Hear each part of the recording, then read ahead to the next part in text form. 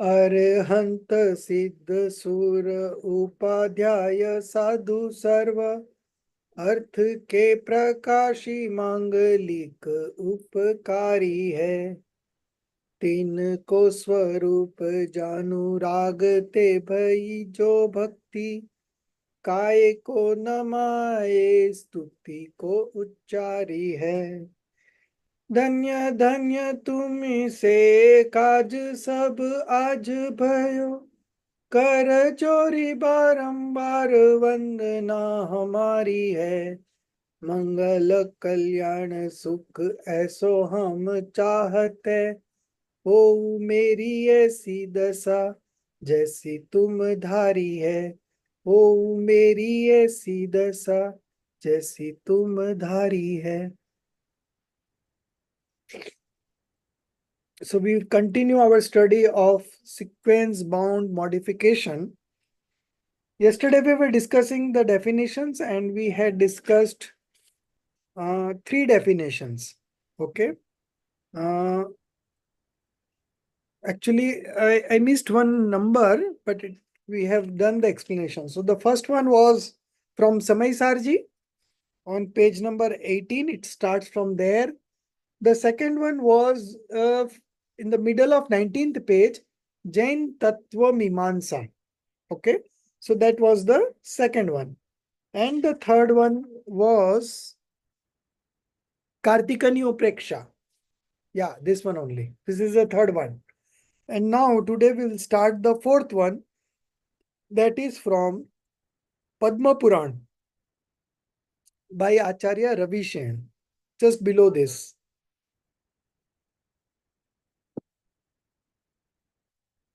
Yeah. Next. Yes. One page ahead. Before one page. Go back. Page 20. Yeah. Slightly more. Slightly more. Yes. The same concept has been enunciated in Jain scriptures elsewhere also. So the reference is from Padma Puran, Acharya Ravi Sen. We start from here, then there is a fifth one, sixth, seventh. Okay, 7 references for the definition of sequence bound modification. These are the references from scriptures. Some of them are by acharyas and some of them by scholars. But yesterday we were very clear that about sequence bound modification, that it is a system. It is a system of transformation of substances and attributes. Okay. So that is what sequence bound modification is. It is not a substance. It is not an attribute. It is not any particular modification, but it is a system of the transformation of substances and attributes. Then we discussed 4 components of this sequence bound modification. Okay. And the first one was kramasha, sequential. The second one was predetermined. The third one was organized. And the fourth one was independent. Okay. So with these 4 factors, the whole definition of sequence bound modification is covered. We also see yesterday saw few examples also, and then the definition started, and we have completed 3 definitions so far, and all the definitions reflect the same meaning, and we will also be seeing another four definitions starting from fourth by Acharya Ravishen, Padma Puran. And Aditi ji, you start reading. One who accepts from there, right? No, the same concept. The same concept has been enunciated in Jain scriptures elsewhere also. Hmm. Whosoever is destined to get anything, wheresoever, by whichsoever instrumental causes, and in whatsoever manner, he will definitely get it there by the same instrumental causes and in the same manner. Man with the right faith thinks that the nature of substances as seen by the omniscient Lord assumes different variations. It is futile to be unhappy or happy regarding these substances and the modifications as desirable or undesirable. It is a matter of faith and experience that misfortunes and miseries are annihilated with the help of these ideas. Yeah. Again, the person with right faith cultivates this belief that whatsoever living being in whatsoever land and time, with whatsoever manner, is destined to face birth or death, benefit or loss, unhappiness or bliss, in accordance with the reflections of Lord Jinendra in his divine sentience. That living being in that very land and time, with the same manner or conditions, definitely assumes birth and death and profit or and loss. Lords of the heavens, Indras or Ahimdras, not even Jinendra, can change that course of events. In Stop. above Stop. So these are the three definitions that we covered. The first one was by Acharya Ravisan. Whosoever is destined to get anything, wheresoever. So get anything is Dravya, then wheresoever is Kshetra. Okay. Then the third one is by whichsoever instrumental cause is Nimit. So all the five collection of causes are there. Yesterday we studied about that five causes, nature, instrumental cause, right time, destiny, and effort. So then there was a very good question from Jin Priyaji that if it everything is predetermined, prefixed, then what efforts we do make? And that was a very good question, but I am just keeping that answer on hold. We will discuss it later on. But let's see what the acharyas have to say about this definition. Okay. So we have covered this here. Destined to get anything, wheresoever, place, by whichsoever instrumental causes, nimit, and in whatsoever manner.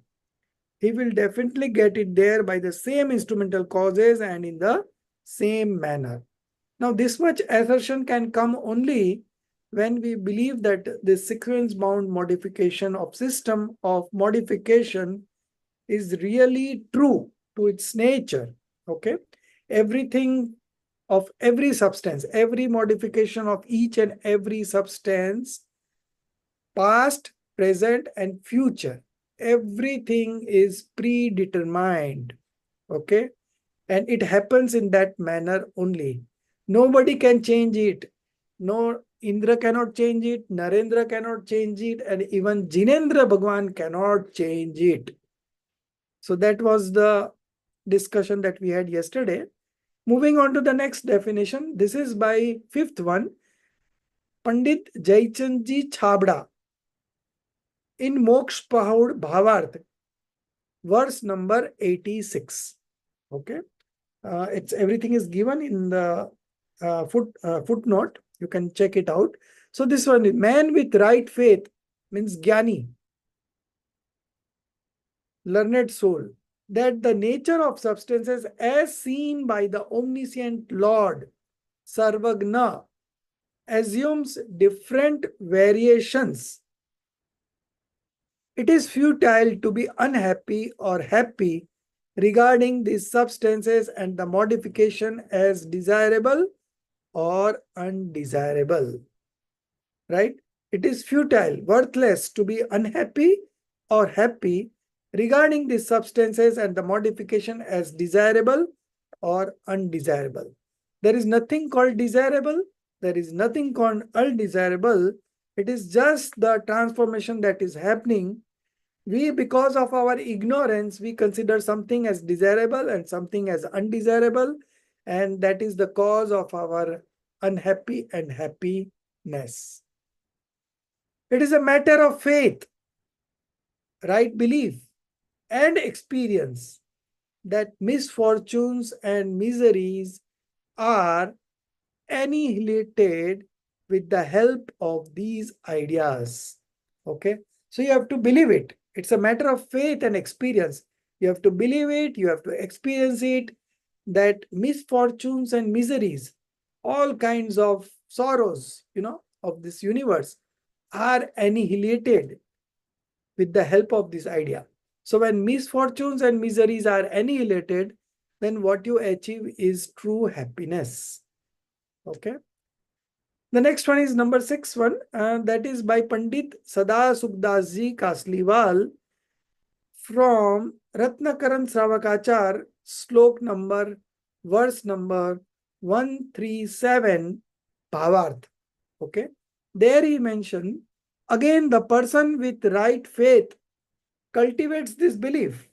Right faith means a learned scholar cultivates this belief that whatsoever living being in whatsoever land and time, with whatsoever manner, is destined to face birth or death, benefit or loss, unhappiness or bliss, in accordance with the reflections of Lord Jinendra in his divine sentience.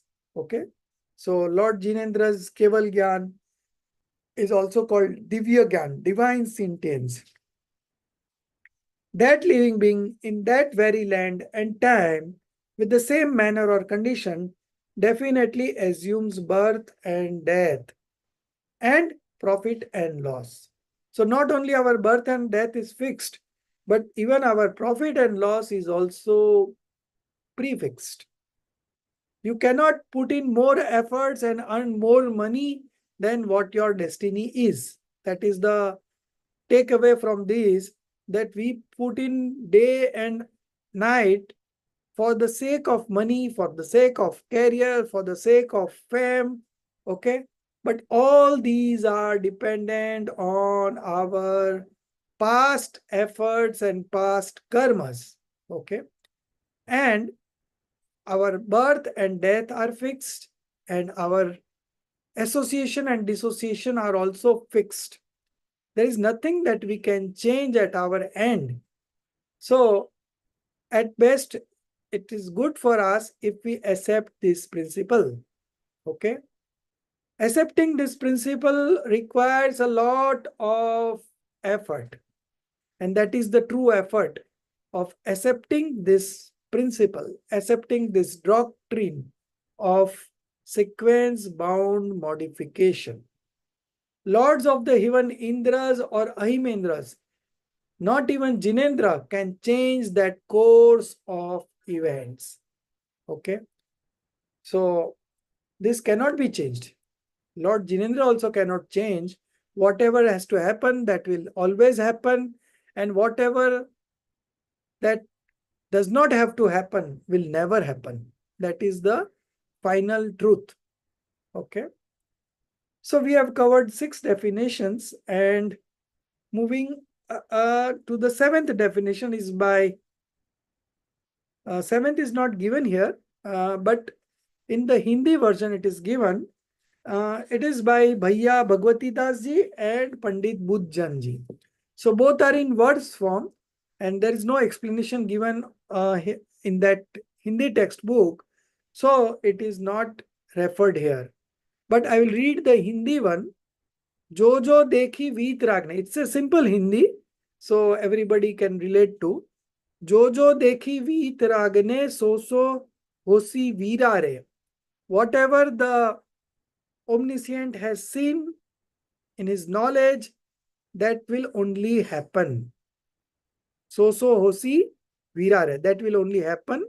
O brave lad, बिन देखियो होसी नहीं क्यों ही काहे होत अधीरा रे. What the omniscient has not seen will never happen. So why are you getting restless? Okay, because everything is predetermined. There's nothing in our hand that we can change. So our getting restless, anxiety, distressed to achieve something is beyond our control. So why should we worry in the first place? Why we should get restless?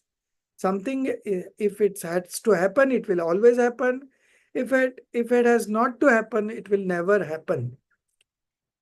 You must have seen cricket matches like last over and 15 runs are required, and then the last ball, 6 runs are required.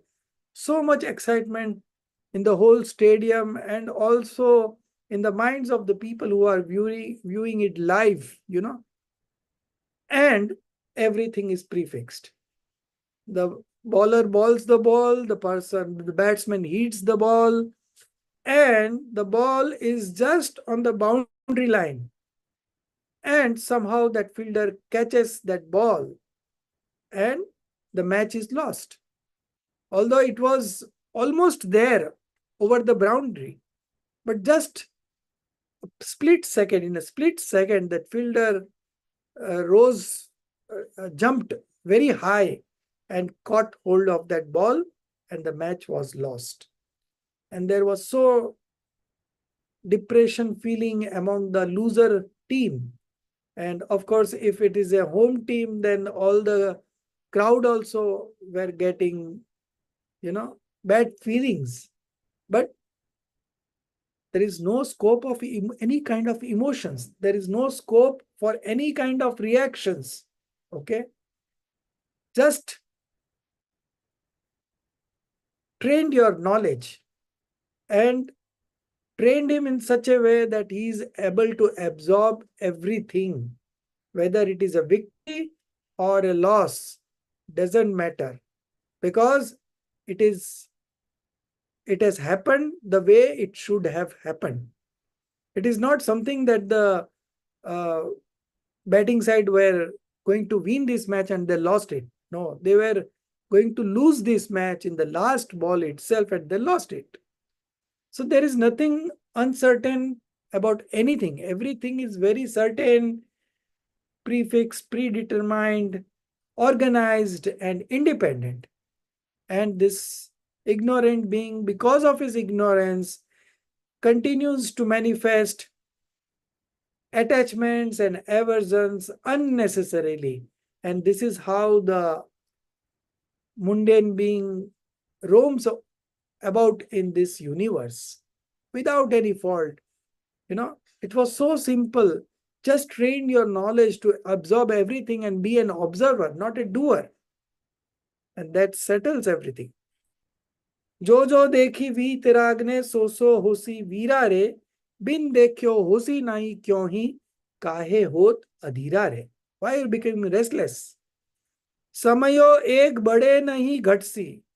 Not a single moment can be increased or decreased. जो सुख दुख की पीरा रे. Pleasure and pain. Okay. That whatever has to happen will happen. तू क्यों सोच करे मन कूड़ो होई वज्र ज्यों हीरा रे. Okay. As a rock does not move, very strong big rock does not move. Similarly, why you are making your mind stressful, anxiety, why you are so much worrying. Okay. It doesn't change. As a person cannot move a big rock, similarly, the chain of events that has to happen cannot be altered by anybody. So what is in your hand? So you have to accept it. You have to accept it as it is and don't react. Okay. That is the true fruit of training the knowledge, acquiring this knowledge. Okay. Otherwise, there is no other benefit of acquiring this knowledge. Then there is one more verse from poet Bujjanji, Kavi Bujjanji, from Adhyatam Pad Sangra, page 79. जा करी जैसे जाही समय में, okay, जा करी means पुरुषार्थ, efforts, जैसे जाही स्वभाव, नेचर, समय में, टाइम, जो होतव जा द्वार, होतव इज होनहार, होनहार इज डेस्टिनी, जा द्वार, द्वार मीन्स द्वारा, from whom, okay, so that is a निमित्त. सो बनी ही है, टरी है कछु नहीं, that will only happen, you cannot change it, you cannot avoid it, okay. करी लीनो निर्धार, make this decision, okay. निर्धार means निर्णय, निर्णय means decision.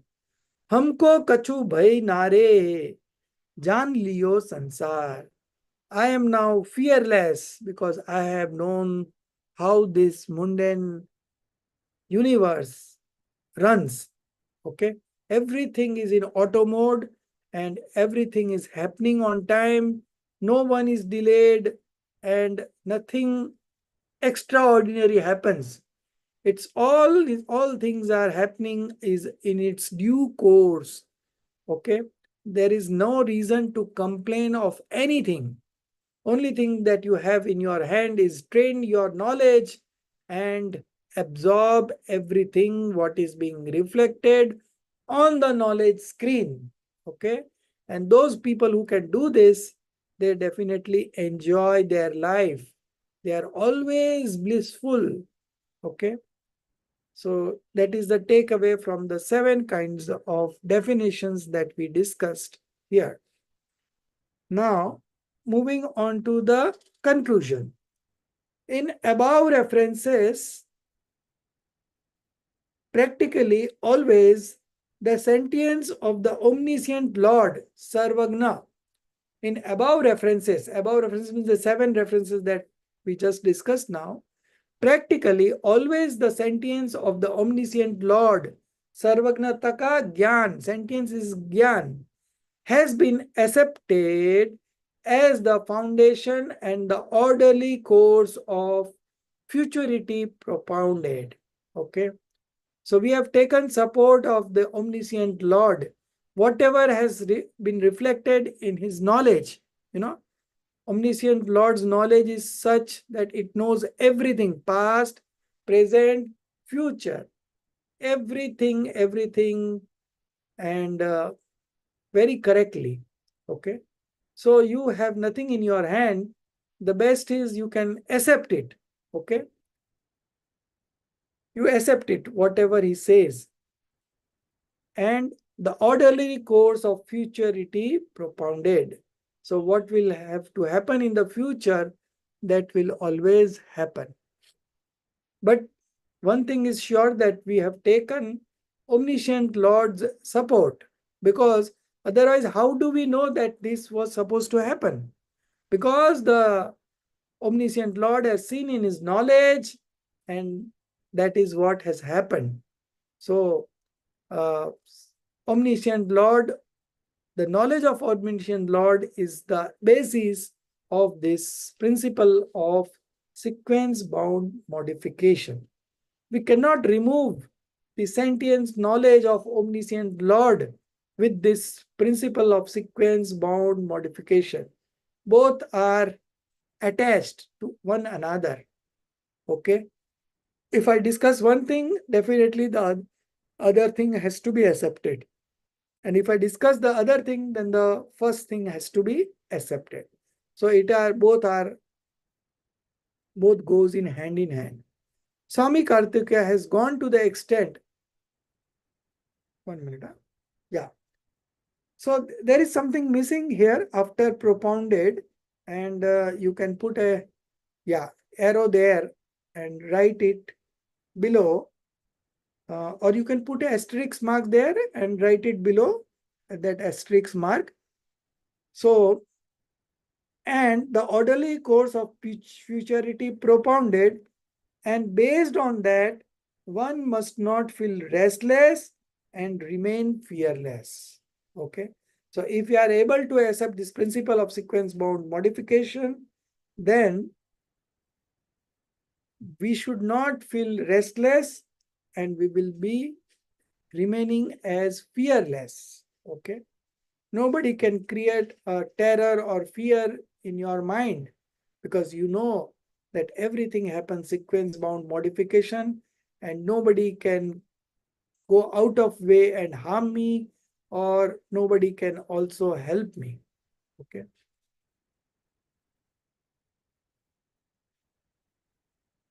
And based on that, one must not feel restless and remain fearless. So this is there in the Hindi version, but in English one, this has been missing. So you just write it down. Swami Kartikeya has gone to the extent that person with such faith alone have right faith.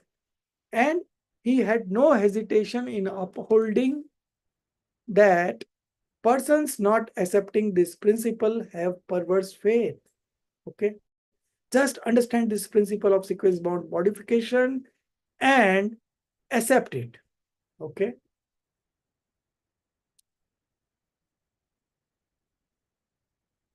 And the one who does not believe in this principle, uh, accepting this principle, have perverse faith. Okay.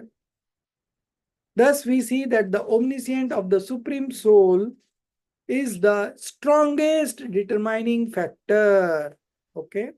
Omniscience of the Supreme Soul is the strongest determining factor in establishing the principle of sequence bound modifications of substance. Okay. The world now, fourth, this is the fourth module that we are starting. Okay. These are all written module wise, and I will just do the marking of the module. The first module begins from the beginning, page 17. Sequence bound modification is a very much talked of subject. Then after 2 paragraphs, module 1 ends. Then the principle of sequence bound modification means that is the start of the second module.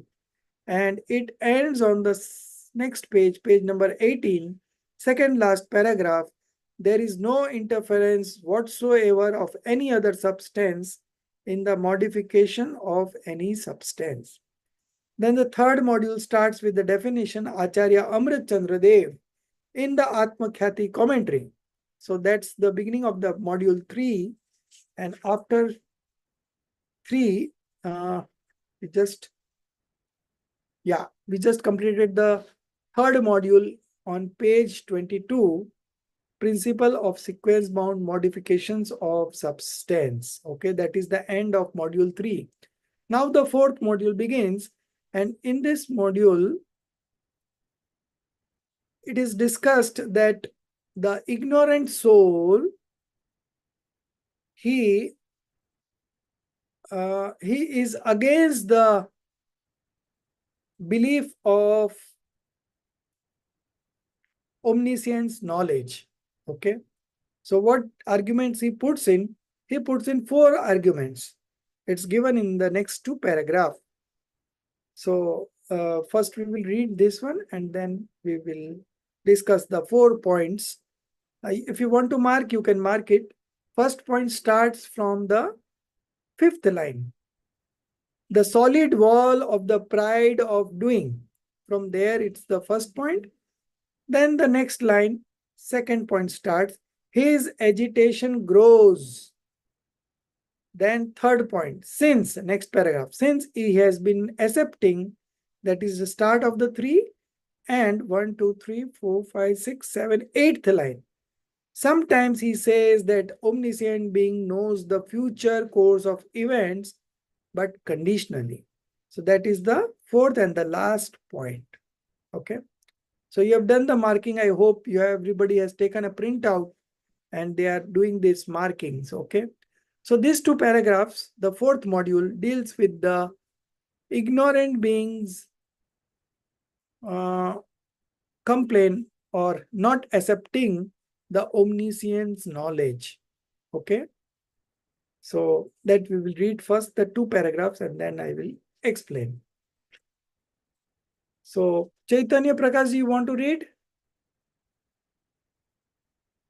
Okay. Jinali ji, you read.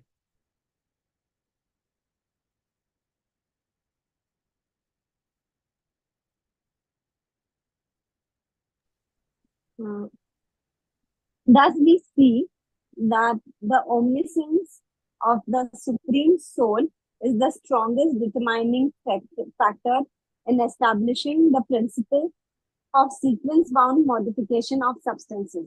The world does not have any objection in accepting this sequence bindness as regards already born modifications, but it is alarmed when unborn future modifications are also called sequence-bound.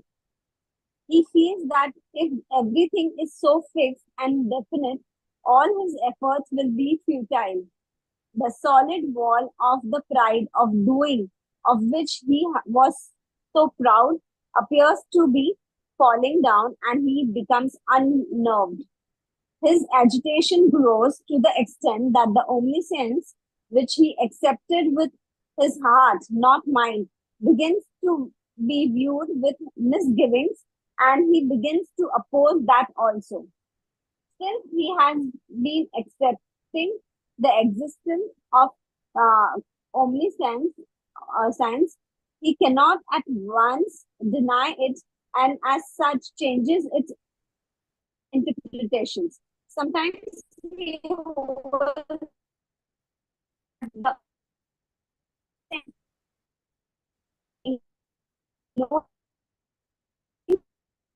of the So your voice is breaking. present, but not so as regards the future. Because what was the future events that have not taken shape yet? So give me a moment, 1 minute.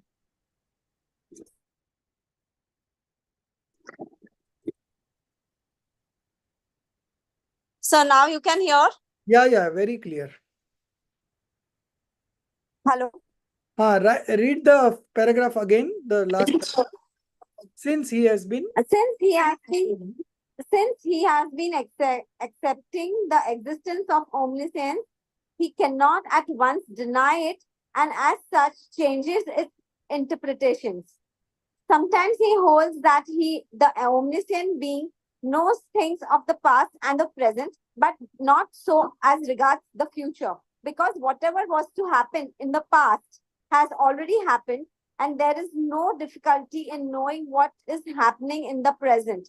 But he cannot know the future events that have not taken shape yet. Sometimes he says that the omniscient being knows the future course of the events, but conditionally. For example, those who follow merits will be happy, while those who indulge in the demerits will be miserable. Those who study will pass their examinations, while those who do not study will certainly fail. Thus he tries to get away from the real subject. Stop. So this is the end of the fourth module. Okay. So four logics he has given. The ignorant soul has given four logics against the omniscience knowledge. Now what are these? He is comfortable in accepting that whatever past that omniscience knows. But when it comes to future, he is not ready to accept. Because if he accepts everything in the future is also fixed, then all his efforts will be futile. So that is his logic. Okay. So the first point is the solid wall of the pride of doing, karta buddhi, of which he was so proud, appears to be falling down and he becomes unnerved. So this is the first point. The second is his agitation grows to the extent that the omniscience which he accepted with his heart, not mind. This means that he accepted emotionally and not logically. Okay. When we accept something with our mind, we apply our mind in that, and then if we are convinced that no, this is correct, then only we accept. But here he has just accepted it emotionally and not thinking about it. Okay. Beings to be viewed with misgivings, and he begins to oppose that also. So whatever his belief about the omniscience, that uh, that he is now not ready to accept. Okay. Third point. Since he has been accepting the existence of omniscience, he cannot at once deny it, and as such changes its interpretations. What he says? That sometimes he holds that the omniscient being knows the things of the past and present, but not so as regards the future. Because whatever has to happen in the past has already happened, and there is no difficulty in knowing what is happening in the present. But he cannot know the future events that have not taken shape yet. So this was the third logic. Fourth one, sometimes he says that the omniscient being knows the future course of events, but conditionally. Hmm. Uh,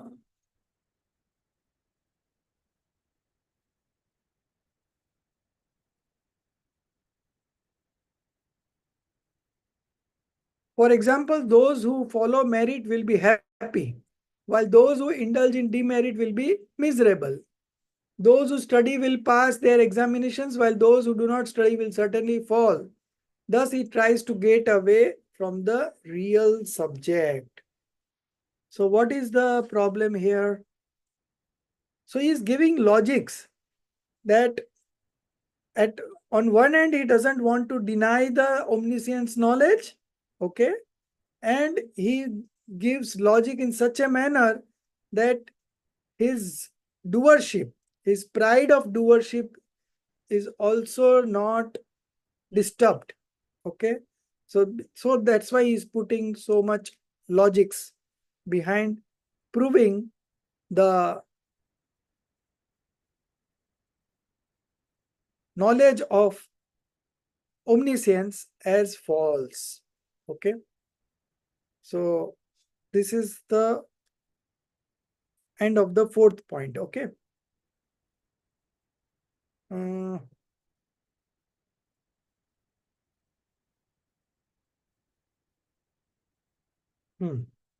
Now the next module is module number 5. However, his untiring efforts. His means that ignorant soul. Okay.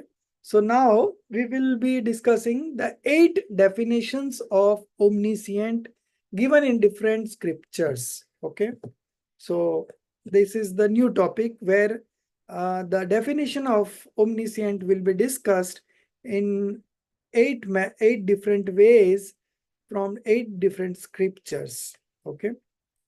So now read the 5th module, starting the 5th module. However, his untiring efforts, Darshit ji. Jai Jinendra. Hmm. However, his untiring effort remains futile, for there is no other path to get out of the mainstream. How can one accept the existence of omniscience, but not that of the sentence of futurity? Omniscience means knowing things of all 3 divisions, past, present, and future. How can one who does not know the future remain omniscient? Exposition of omniscience means full sentence of all the substances of all the 3 times. It has been said rightly. The subject of omniscience is all the substances and all their modifications of the past, the present, and the future. Whatever has already happened is happening and will happen in future is reflected clearly in the all-pervading consciousness of the omniscient, as in the present. Commenting on the above sutra, Acharya Kuchyapad said that the past, the present, and the future modifications of all the substances are infinite. Omniscience operates in all these. There are no substances of mass of modifications which are above the all-pervading omniscience. The splendor of omniscience is without any limits. It is to bring this truth home that the sutra says. Likewise, how can one accept the knowledge of the future events and not accept their being fixed and definite? This is impossible. A man in the street can assert that one who studies will pass. What is the divinity of the omniscient being in this? Acharya Kun says, in the unborn modifications of the futurity and the dead ones of the past are not present in the sentience of the omniscient. Who will call this sentience divine? Stop. So these are the three definitions. The first one started with Tatvat Sutra, Sarva Dravya Paryayesu Kevalasya. Okay. So there are some minor typing mistakes, like the second line, stream. It is a stream, S-T-R-E-A-M, that Darshitji correctly spelled, but you just correct it. One T extra has come in between that we have to remove. And the spelling of futurity, F-U-T-U-R-I-T-Y. Okay. How can one accept the existence of omniscience but not that of the sentience of futurity? Okay. Omniscience is one who knows everything of all the three times, past, present, and future. Okay. So this is the first definition from Tattva Sutra. The subject of omniscience is all the substances and all their modifications of the past, present, and future. This is the first one. Whatever has already happened is happening and will happen in future is reflected clearly in the all-pervading consciousness of the omniscient as in the present. So he is knowing the past as the present. He is knowing the future also as the present. And that is the uniqueness of omniscient knowledge. Okay. So this is the end of the first definition. The second one is taken from Sarvat Siddhi Tika. First one was taken from Tattvat Sutra. Okay. Tattvat Sutra, chapter 1, verse number, sutra number 29. The second one is taken from Sarvat Siddhi Tika. So this Sarvat Siddhi Tika, or the commentary, is also on Tattvat Sutra, is a commentary on Tattvat Sutra. And Acharya Pujyapat Swami has written this Sarvat Siddhi Tika. That is the second definition. Commenting on the above sutra, Acharya Pujyapat says that the past, present, and the future modification of all the substance are infinite. Omniscience operates in all these. There are no substances or mass of modification which are above the all-pervading omniscience. So there is nothing in this universe that is not known in the omniscient knowledge. Everything is reflecting just like it is in the present. Okay. The splendor of omniscience is without any limits, no limits, unlimited knowledge. It is to bring this truth home that the sutra says, Sarva Dravya Paryayesu. This was the second definition. Now the third one, likewise. So this has been taken from Pravachan Sarji, verse number 39. Okay. Acharya Kunkunudev, and the commentary is written by Acharya Amrit Chandra Dev. So likewise, how can one accept the knowledge of the future events and not accept their being fixed and definite? So one who can accept the knowledge of the future events, you have this knowledge that this will happen, this will happen. So how it is happening? If it is not fixed, how you can know that? So since he knows this, the omniscience knows is the future events, and he also tells this in his divine sound. Okay. And things also happen accordingly. We will see an example from Pratman Yog about Dwarka Nagri. So Neminath Bhagwan's Holy Assembly, Samosaran, he said that Dwarka will burn after 12 years. And every person of this city or town will die. Only 2 people will survive. That is what he said. And after 12 years, it happened so.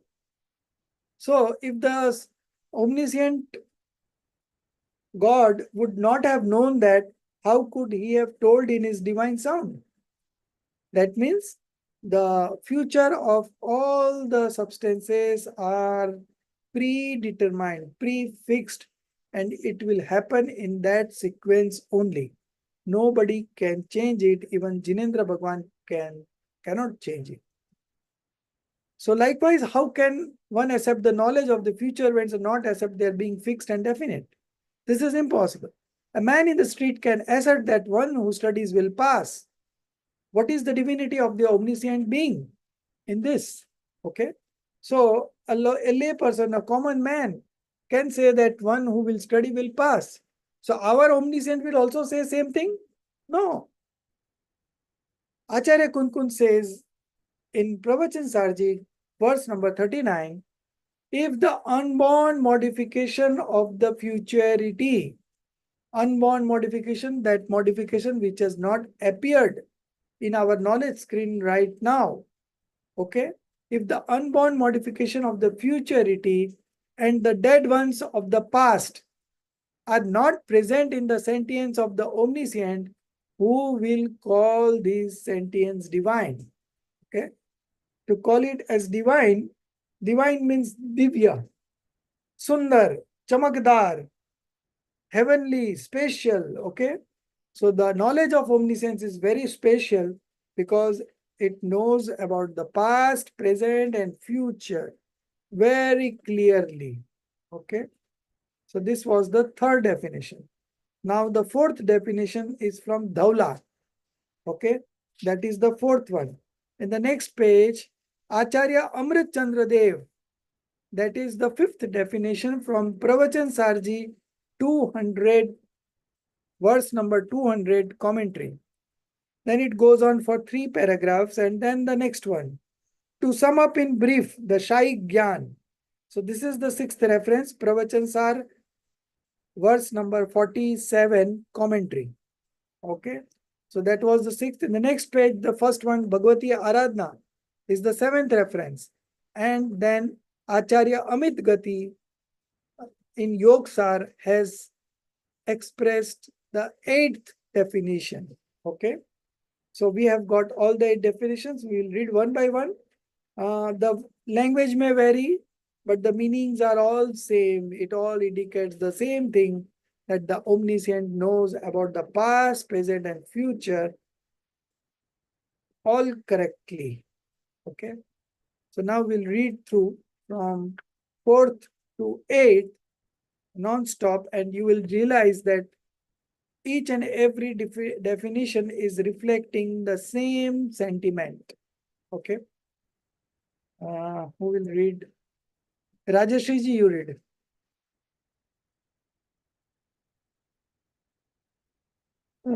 From where, sir? Dhaula. Davla Part 6 also holds likewise. Tattvat Sutra, Acharya Uma Swami. Okay. Question. How can the sentience of the omniscient know the substances that have been destroyed and also those that have not yet been born? No. Answer. No, since omniscience is without the need for any accompaniment, there is no difficulty in the origination of the knowledge of the destroyed and the unborn modification of substances. Acharya Amrit Chandra has accepted this faith in the sentience of all objects of knowledge with all the attributes and modifications in an infinitely small portion of time in the following manner. That sentient consciousness, being in the nature of knowing all objects, sequence, operated, infinite, and wonderful modifications of the past, present, and the future, and the deep and infinite mass of substance are so exquisite to the pure soul as if those substances have been engraved in, painted, entered deep, nailed inside, drowned wholly, or merged completely and reflected in all their glory. To sum up in brief, the Shai Gyan is the full sentience which is limitless, being so luminous, certainly always in all places and in all manners, knows all the substance and their infinite modifications. A study.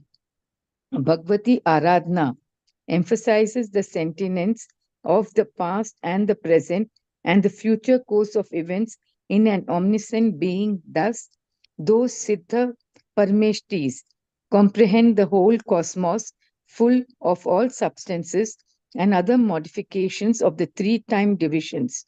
Still then, they remain without any delusion, attachment and aversion.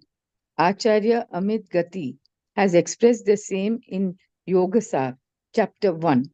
All the past, future substances remain present in their various modification, and the consciousness of the omniscient knows them perfectly in the same variations. Principle of omniscience has been established at large by Acharya Samadbhadra in Apta Minasa, Acharya Alak Dio in Ashta Shasti, and Acharya Vidyanandi in Ashta Shastri. These uphold that the existence of the omniscient being is the main topic of the Jain logic. Thus, the whole logical thought is dedicated to the establishment of the concept of an omniscient. Even in the face of these, when scholars decorated with achievements in logical thought express doubts in the concept of omniscience and present altogether new schemes of things, one remains wonderstruck. The sentience of the omniscient Lord, not being uncertain, as those who study will pass, is very definite, like he would study and pass definitely, or that he would not study and will not pass. Person with perverse knowledge think that the independence of the substance is marred by regarding futurity as definite. They do not consider that if the future is regarded as uncertain, astrology and other learnings will remain imaginary. When events of solar eclipse, etc., are foretold years before the actual happening and are found to be true, clairvoyance and telepathy are also known futurity within their limits. The Jain scriptures are full of definite declarations of the events that would come to happen lakhs of years afterwards. All these declarations are very emphatic in the assertions of futurity. They are in words like things will happen like this only and not otherwise. If we deny this sentience about the future course of events in the omniscient being, we shall be discard we shall have to discard all Jain scriptures. If we did not know the principle of sequence bound modification, and if that has come to us in this age from a person whom we do not like, it does not mean that we should harm ourselves by not accepting the existence of omniscience in being. Before taking any such self destroying step, I shall request the thinkers to ponder over the scheme of things once again. Some Stop, take stop. So this is the end of the fifth module. Okay. So more or less all the definitions reflect same thing, that all the three time divisions, past, present and future, the omniscient knows everything in the present moment. So there is nothing in this universe that omniscient does not know. He knows everything. Okay. And and just because the omniscient knows everything, so he knows about the future also.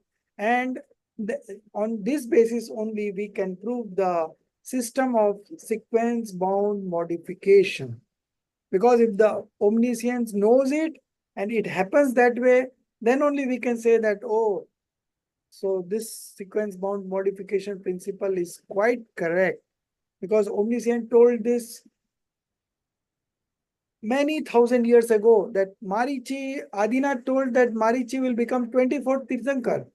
And in between the time lag was very big of one Koda Kodi Sagar, And after that, Mahir Bhagwan became the 24th Tirthankar. But it was declared in the divine sound of Lord Adinath. So you see that our omniscient knows everything, and we have to believe in this omniscient to understand all these principles. Even if we say that why there are 7 fundamentals, because the omniscient has seen it.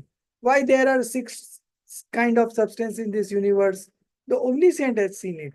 We can prove nothing without the help of omniscient knowledge. Okay, so we have to accept this omniscient knowledge. After giving 8 definitions, there are few other references also given in this paragraph. Principle of omniscience, page number 25. Principle of omniscience has been established at large by Acharya Samanbhadra in Aptamimansa, Acharya Akalank Dev in Ashtasati, and Acharya Vidyanandi in Sahasri. So you see, these are all very great acharyas, and they have established the knowledge of omniscience as complete knowledge, in who knows everything. These uphold that the existence of the omniscient being is the main topic of the Jain logic. Thus, the whole logical thought is dedicated to the establishment of the concept of an omniscient. Even in the face of these, when scholars decorated with achievement, those who are very learned and they are expert in the field of law, they also express doubt in this principle, then what we could say about the others, because these are the brilliant scholars who have studied so deeply, and if they are not able to accept this principle, then who else can accept? Okay, so that is also a surprising moment for all of us. The sentence of the omniscient Lord not being uncertain, as those who would study will pass, is very definite that he would study and pass definitely. So there is no ambiguity, no doubts anywhere. He knows very certainly that this fellow will study and he will pass, and this fellow will not study and he will not pass. Everything is so certain and clear in his knowledge. Okay. Persons with perverse knowledge means wrong faith, okay, think that the independence of substance is marred by regarding futurity as definite. They do not consider that if future is regarded as uncertain, astrology and other learnings will remain imaginary. Okay, the whole field of astrology is based on future predictions. So if we don't believe that the future is all certain and this will happen in this manner, then all this knowledge of astrology and other learnings will remain imaginary. When events of solar eclipse, etc., are foretold years before their actual happening and are found to be true, clairvoyance and telepathy also know futurity within their limits. But if the future is not fixed, how would they know, right? So that proves that the future of each and every person and the substance are all prefixed, and it happened in such manner.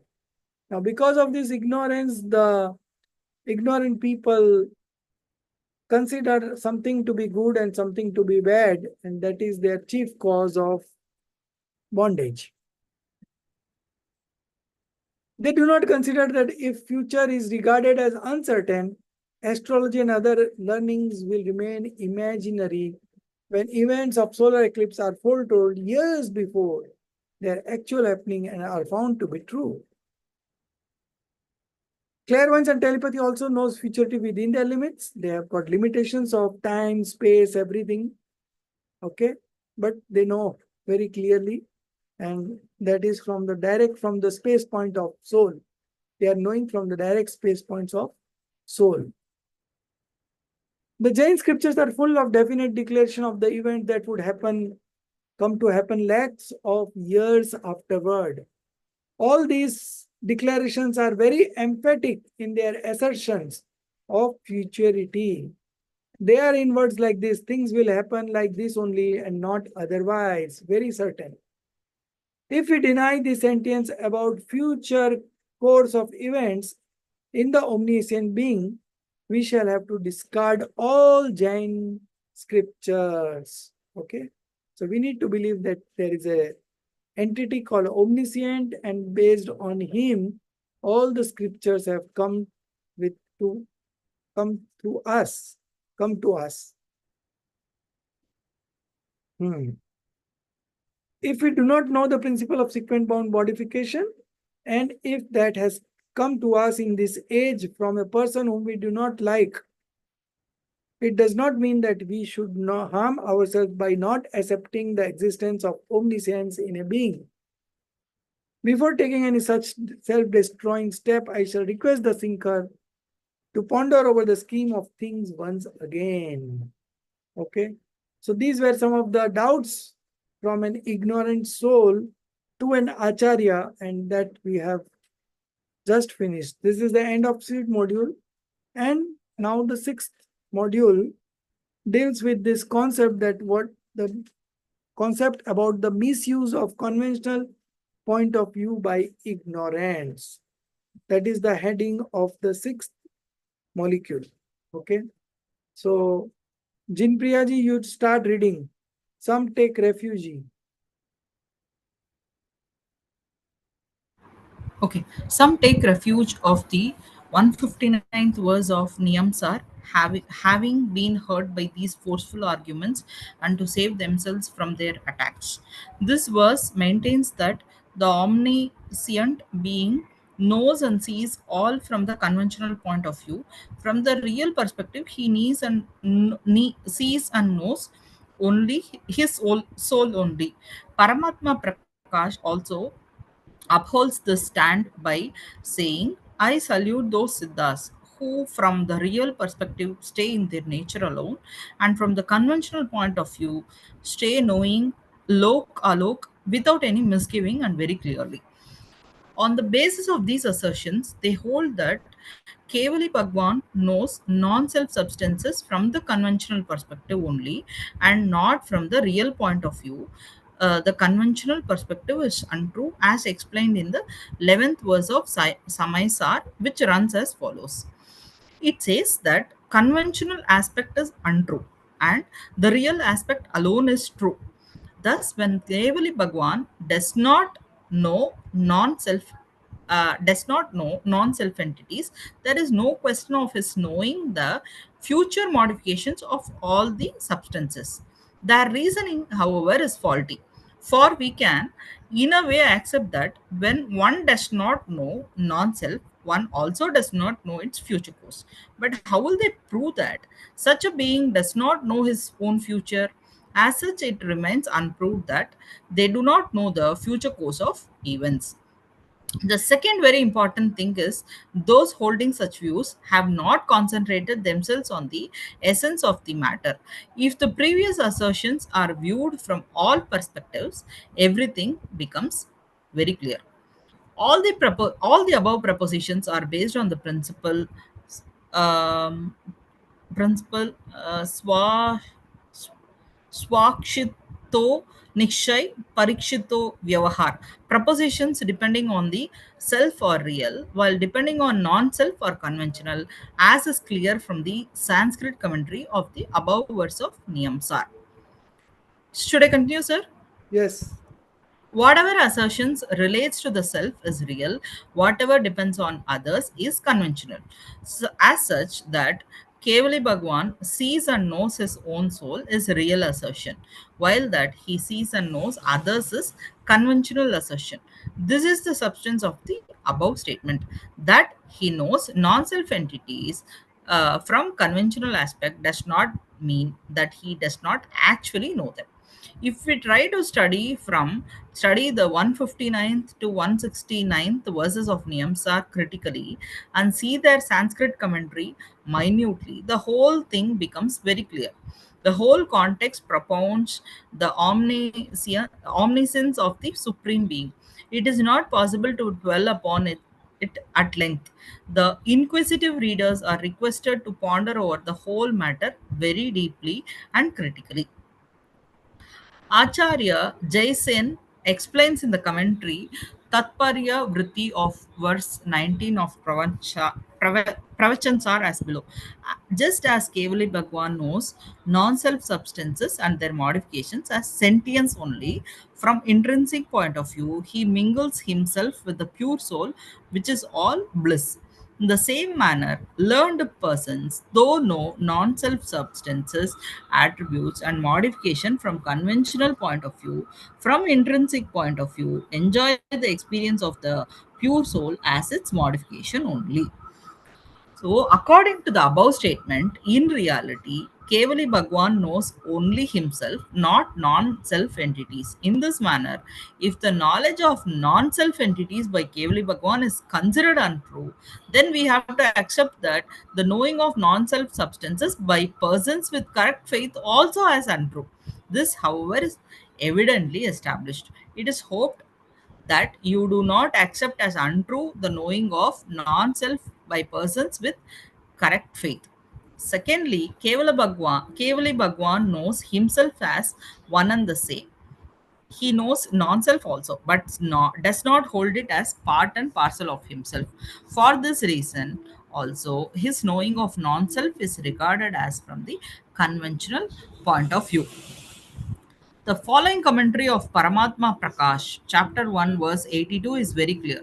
Question: if Kevali Bhagwan knows non self substances from the conventional aspect only, then his omniscience should also be deemed to be such from conventional aspect, not a real one. Answer: it has been called conventional because just as Kevali knows the self as part and parcel of his own being, he does not know non self like that.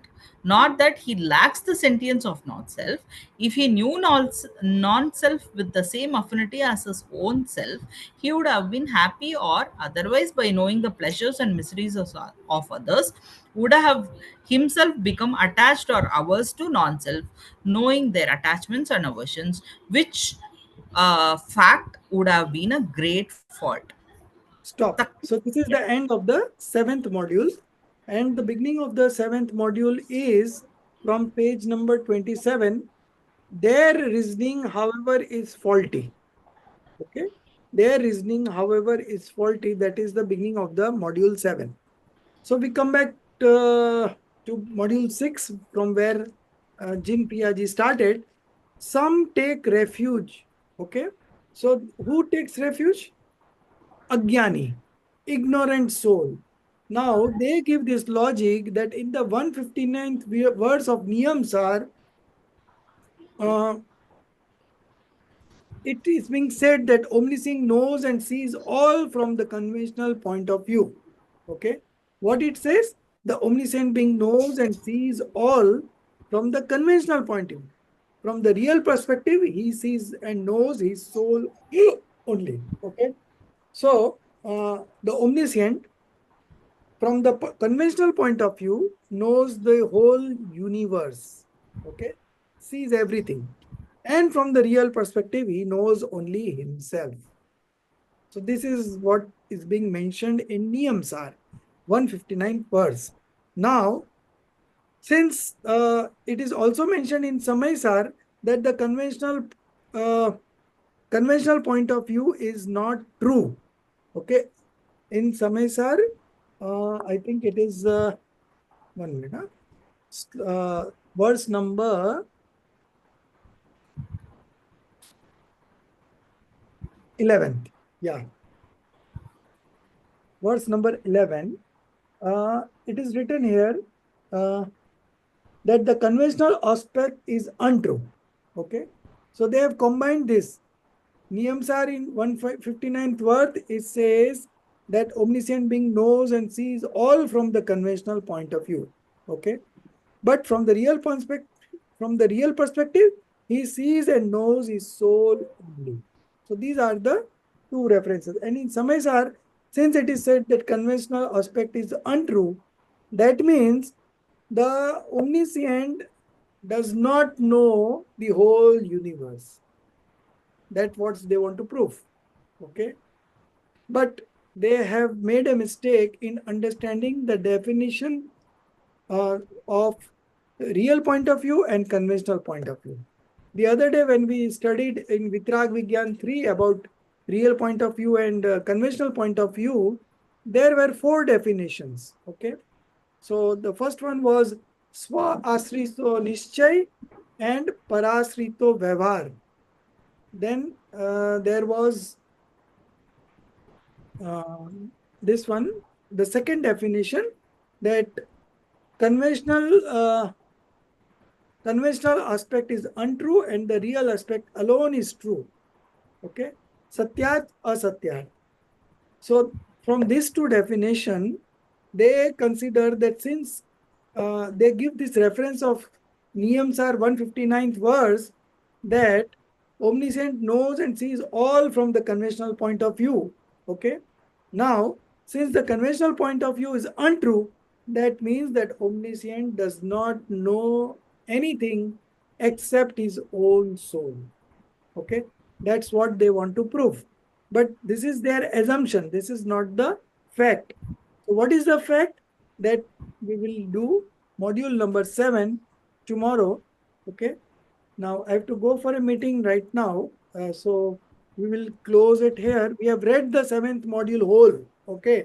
I'll just explain you the correct understanding about the 7th module tomorrow in the beginning, and then we will continue from page 29 onwards. Tarkik Chakra Chudamani Acharya Samanbhadra. From Samanbhadra's explanation, we will move forward. But before that, I will explain you the module 7. 6th, you have understood that it is just the doubt of the ignorant being. Okay, it is not the real fact. It is just the doubt of the ignorant being. One thing you must remember in all the Jain scriptures written by our acharyas, there will not be a statement contradictory to each other. Okay. So here they are trying to create that contradiction by referring Niyamsar's 159th verse and Samaysar's 11th verse. But the definition of real point of view and conventional point of view, as explained in verse number 11 of Samaysar, is not that has been used in Niyamsar. Okay. So what has been used and what would be the correct interpretation, that we will discuss tomorrow from the 7th module. You can read once more if you want. I think it will be clear, but tomorrow we'll make it clear. Okay. So tomorrow will be our 3rd class in a row only for this week. Next week only we will meet from Tuesday onwards, Tuesday and Wednesday. Okay. And I hope you are all doing your assignments. What is the last date for that assignment? Gandhar Mulyankan, what was the last date? 19. Was it the 25th? 19. 25th, no? So I tomorrow is think the 25th. 25th for CC1. And 19th was the last date. 19th. Okay, okay. So 9 people have done it and 2 are still remaining.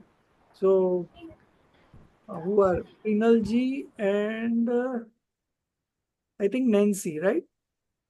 Yes. Okay. Okay. And then the CC2, right? No, CC1 on Moksha Marg Prakashak. That also some of you have done, but everyone should complete before 25th. So tomorrow is the last day. So you better complete it. Even if you write 1 page, if you don't write anything, just audio me the message. And all the topics given are very small. No? So to just read 2-3 times and just make a summary and send through voice message to, not voice message, you have to write it down and send, upload it on Moodle and also mail me. Okay. So that tomorrow is the last day. And I think how many of you have submitted? I think Priyanka ji has submitted. So just make a note like this as, yeah, CC1, Sasikala ji has also submitted. And I think Priyanka ji has also submitted, right? So tomorrow is last day. I don't know how many of you will be able to complete by tomorrow, but you must complete it, okay? Rajesh ji, can I? Sir, Yeah, Rajeshri ji, Jinal ji, Shashikala ji, Darshit ji, Subhash ji, all these people have completed. I have not completed, sir. Others have completed. Okay. So Rajesh, can you just tell us- enter your names, huh? Darshit ji, enter your names when you have Sir, completed. he has sent it on the group only. I have. Acha. Rajesh, can you please tell us where this module 7 starts on page 27? I think you mentioned. Okay, 1 minute, huh? Starts here. Their reasoning, however, is faulty. Their reasoning means the ignorant beings' reasoning. They referred no Niyamsar and Samaysars, and they mixed it both, and they want to prove that Kevli Bhagwan does not know non-self entities. But it is not, no. It is not so. And there the module number 7 starts, and that concludes on page number 29, first paragraph. Okay, I'd also like to say one more thing. For those who have not completed this last assignment, actually this time around it's quite simple. I also was worried, but it's not that much work when you think of it. Yes. So everyone should complete by tomorrow, any cost. Okay. Okay. निज निधि निज में बताई, यह अनंत उपकार है, उसके लिए जिन वाणी माँ को वंदना सत बार।